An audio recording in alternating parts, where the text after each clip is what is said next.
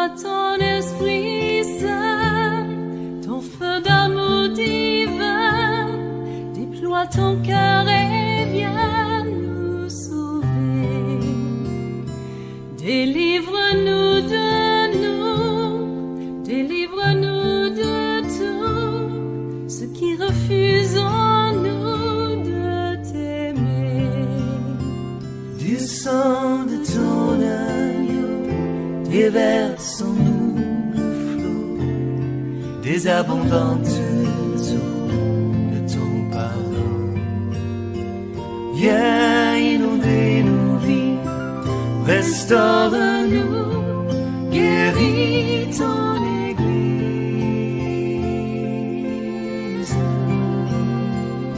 Nous allons prendre rapidement le livre de Daniel, Daniel, le chapitre 2, le verset 34 à 35, pour vous parler, introduire ici notre message sur l'Église, parce qu'il faut que nous puissions comprendre ces choses-là. Il faut que nous puissions honorer ceux qui nous ont précédés, parce qu'ils ont mis en terre au plan spirituel des fondements sur lesquels nous sommes aujourd'hui et nous travaillons aujourd'hui dans, n'est-ce pas, le même esprit par la grâce du Seigneur. Il est dit, je lis la parole du Seigneur, c'est Daniel, n'est-ce pas, qui parle. Daniel ici en train d'expliquer le songe de Nebuchadnezzar, n'est-ce pas, le roi de Babylone qui dormait et sur sa couche, il a fait un songe, pas un rêve n'a pas forcément d'explication, mais un songe a une explication.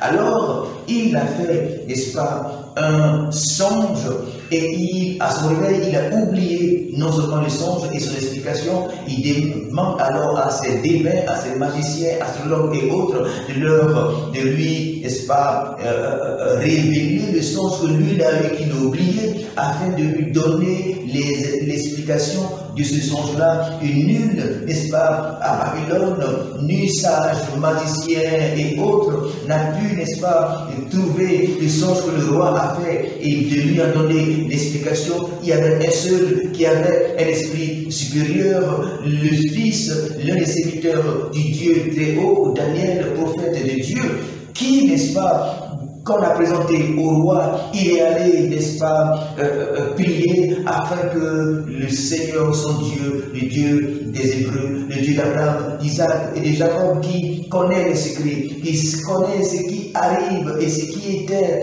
et ce qui, n'est-ce pas, viendra dans la suite des temps, afin que le Dieu véritable lui montre, lui révèle donc ce songe-là. Alors il dit au roi, tu regardais lorsqu'une pierre se détacha sans le secours d'aucune main, frappa les pieds de fer et d'argile de la statue et les mit en pièces. Alors le fer, l'argile, les reins, l'argent et l'or furent brisés ensemble et devinrent comme une balle qui s'échappe d'une aire en été. Le vent les apporta et nulle trace n'en fut retrouvée, mais la pierre qui avait frappé la statue devint une grande montagne et remplit toute la terre. La dernière partie, mais la pierre qui avait frappé la statue devint une grande montagne et remplit toute la terre. Ça, c'était le chapitre de Daniel 2, les versets 34 à 35. Nous allons encore lire un autre, n'est-ce pas, passage dans le même chapitre de Daniel, mais maintenant nous allons lire le verset 45, non plutôt 44 au verset 45. Il dit ceci: dans le temps de ces rois, le Dieu des cieux suscitera un royaume qui ne passera jamais et qui ne sera jamais détruit. Un royaume qui ne sera jamais détruit et qui ne passera point sous la domination de notre peuple. N'est-ce pas? Il baisera et anéantira tous les royaumes, tous ces royaumes-là, et lui-même subsistera éternellement. C'est ce qu'indique la pierre que tu as vue se détacher de la montagne sans le secours d'aucune main et qui a brisé le fer, les reins, l'argile, l'argent et l'or. Le grand Dieu a fait connaître au roi ce qui doit arriver après cela. La parole a été enfin révélée, n'est-ce pas, au serviteur de Dieu, Daniel, afin que Daniel puisse expliquer le songe, ce songe au roi et que la vie des sages de Babylone, magiciens, astrologues et autres soit épargnée. Alors voici le songe. Alors la statue est en 4 parties, n'est-ce pas? Une partie or, une autre airain, une autre, n'est-ce pas, de fer, une autre d'argile, d'argent et or. Voilà. Et donc, ces différentes parties étaient également symbolisées par des animaux. Le lion, l'ours, une panthère, n'est-ce pas? Et le quatrième, un monstre sous forme de dragon, n'est-ce pas? Un monstre terrifiant que, n'est-ce pas, le prophète n'a pas pu identifier, mais il était différent des autres animaux. Ce qui est plus important, c'est de comprendre et de savoir qui était identifié. Parce que, n'est-ce pas, il était question, il est dit, n'est-ce pas, dans ce verset 44 à 45, il y a 2 versets, que Dieu suscitera, n'est-ce pas, un royaume, et il est dit également qu'il ne passera sous la domination de quel autre royaume, donc ici, de quel autre peuple. Donc ici, il s'agit de royaume, il s'agit de peuple, ici, des questions de nation. Et il a dit dans l'explication du sens que, ô roi, toi, Babylone, enfin, toi, Nebuchadnezzar, le premier tête, cette tête, n'est-ce pas, en or, c'est toi, Babylone. Mais ensuite, après toi viendra un autre royaume, après lui viendra un autre et également un autre. À l'année, n'est-ce pas, il dit autant du quatrième là, autant du quatrième, il y aura des rois, autant du quatrième, il y aura des rois. Pourquoi? Parce que lorsqu'il va aller dans l'explication du quatrième, du dernier, qui est les pieds, mais les pieds également seront définis par des orteils. Les pieds seront définis par des orteils, il y a les pieds et les orteils. Donc, il dit autant de ces rois-là, dans l'explication, alors il s'agira ici des orteils. Et à la période des orteils, il s'agit des rois, autant de ces rois, les rois, n'est-ce pas? Or, ici, il était question d'abord, concernant Nebuchadnezzar, il était question d'un roi. Le roi, donc il est question au temps de Nebuchadnezzar, c'était bien entendu Nebuchadnezzar. Le temps des questions au temps, n'est-ce pas, de Babylone, c'était bien entendu Nebuchadnezzar. Après Nebuchadnezzar viendra un autre roi. Vous voyez, lorsque vous lisez le chapitre 10 de Daniel, il est dit la première année de Cyrus, n'est-ce pas, roi des Perses.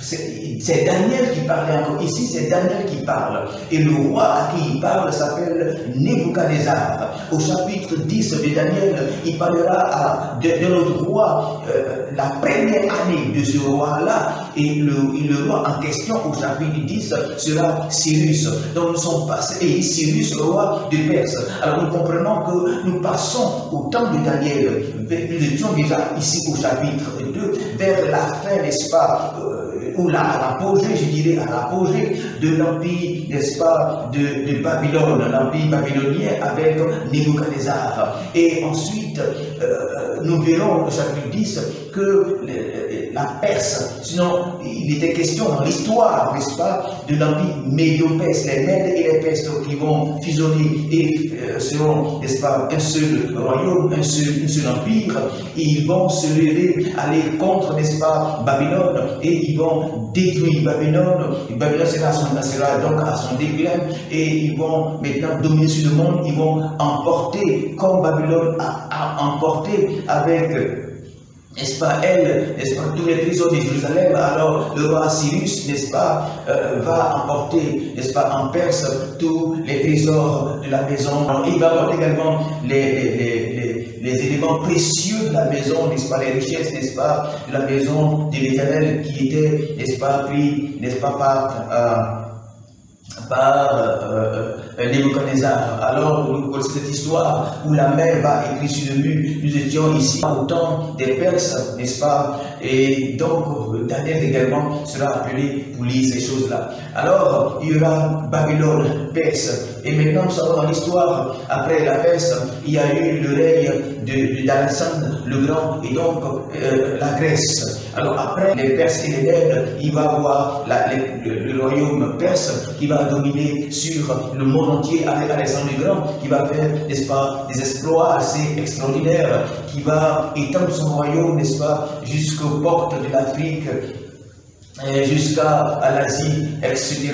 Voilà, et donc après la Grèce est descendue par le pas et donc la vitesse, donc avec ces quatre ailes qui étaient apparemment sa rapidité, symbole de sa rapidité, sa puissance également, et sa vitesse, voilà, je pourrais dire ainsi, parler de sa vitesse.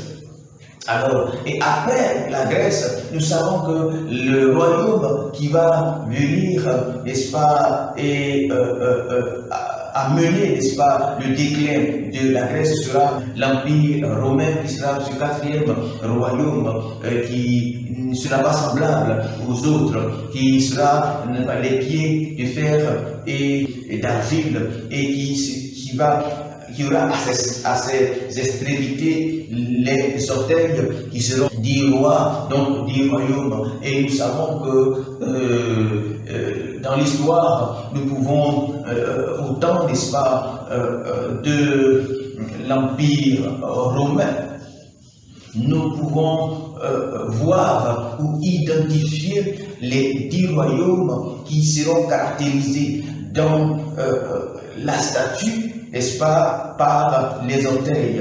Et il faut savoir que la Bible présente l'Empire romain sur différentes faces, mais ici, elle dit que les pieds, n'est-ce pas, de cette statue avaient deux natures, d'un côté le fer et de l'autre côté, n'est-ce pas, l'argile. Mais ce qui va nous intéresser, ce sont les orteils. Il faut dire que les orteils sont plusieurs rois. C'est ça. Et ce qu'il faut savoir, c'est que la Palestine sera sous l'autorité de Rome. La Palestine, au temps, n'est-ce pas, de Jésus, sera sous l'autorité de Rome, donc de César, au temps de Jésus-Christ, qui va, n'est-ce pas, établir en Palestine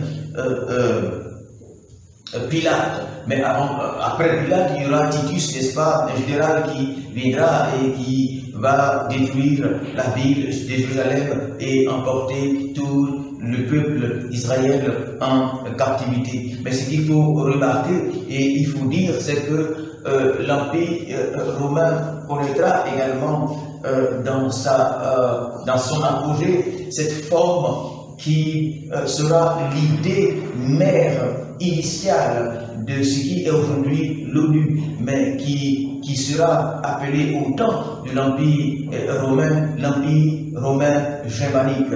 L'Empire romain germanique, n'est-ce pas, sous l'influence de Rome, sera constitué des 10 nations en son temps, n'est-ce pas, d'Europe. Il y aura les Francs, les Wisigoths, les Hologos, il y aura les Suèves, n'est-ce pas, les Lombards, etc., qui constitueront les 10 empires de l'Empire romain, n'est-ce pas, germanique. L'Empire romain germanique. La Bible dit que, n'est-ce pas, au temps de ces rois, une pierre sans le secours d'aucune main n'est pas tombée sur les pieds de cette statue. Et ce que nous pouvons dire, pour nous, nous pouvons identifier cette pierre. Nous pouvons dire que cette pierre est Jésus-Christ de Nazareth. Pourquoi nous le disons? Nous le disons parce que Christ va naître au temps où l'Empire romain domine le monde. Si bien entendu, Christ est identifié par cette pierre, ou si cette pierre identifie, n'est-ce pas, Christ. Nous croyons dans notre explication que cette pierre est Jésus-Christ. C'est vrai qu'il y a beaucoup d'interprétations concernant, n'est-ce pas, l'histoire de ces statues, surtout de ces nations, mais nous voulons croire que cette pierre qui est tombée sans le secours de qui même est Jésus-Christ de Nazareth, car il tombe lorsque Rome domine l'humanité. Non seulement ça, c'est la première chose bien entendu, mais la deuxième, c'est que lui-même, il s'est appelé, n'est-ce pas, comme la pierre. Il s'est, n'est-ce pas, appelé la pierre qu'ont rejeté les bâtisseurs parlant de lui. Il s'est appelé le rocher des âges. Il s'est appelé la pierre angulaire, n'est-ce pas? Et Paul a pu dire que le rocher auquel le peuple d'Israël buvait dans le désert, c'était Christ. Alors Christ a toujours été symbolisé par une pierre, la pierre sur qui tu tombes et tu es brisé, et si elle tombe, si une personne, elle est également brisée. Si tu tombes, si une nation tombe sur elle en tant que pierre, elle est brisée. Si lui, il tombe sur une nation, elle est brisée. Si une statue tombe sur lui en tant que pierre, cette statue est brisée. Si lui, il tombe également sur une statue, la statue sera brisée. Il est dit, une pierre sans le secours d'aucune main, une pierre qui n'a pas eu l'aide d'une main, n'est-ce pas, qui est tombée sur les pieds au temps de ses rois, sur les pieds de la statue, et la statue, n'est-ce pas, a été brisée. Nous ne voulons pas faire non seulement une étude eschatologique, nous ne voulons pas également faire l'interprétation ici du songe de Nebuchadnezzar.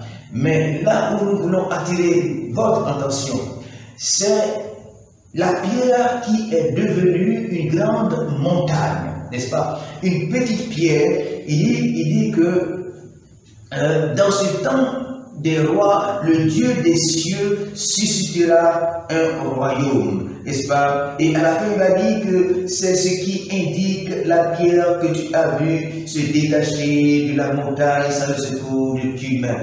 Alors, cette pierre est un royaume, une pierre qui devient un royaume. Nous avons vu, n'est-ce pas, dans le premier verset, que cette pierre deviendra une grande montagne. Descends